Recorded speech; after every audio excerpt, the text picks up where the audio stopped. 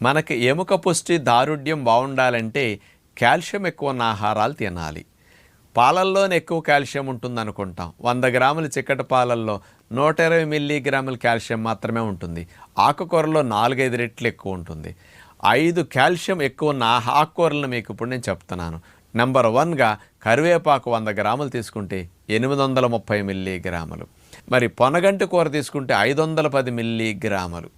మునగాకు తీసుకుంటే 440 మిల్లీగ్రాముల కాల్షియం. తోటకూర తీసుకుంటే 400 మిల్లీగ్రాముల కాల్షియం. అట్లాగే బచ్చల కూర, మెంతికూర కూడా తీసుకుంటే దగ్గర 400 మిల్లీగ్రాముల కాల్షియం. కాబట్టి ఇలాంటి ఆకుకూరలను మీరు ప్రతిరోజు బాగా తినండి. పాల ఖర్చు కంటే ఎన్నో రెట్లు తక్కువ ఖర్చులో ఆకుకూరలు మీకు వస్తాయి. ఎక్కువ కాల్షియంని, ఫాస్ఫరస్ని మీకు అందించి ఎముక పుష్టిని, దారుఢ్యాన్ని ప్రసాదిస్తాయి.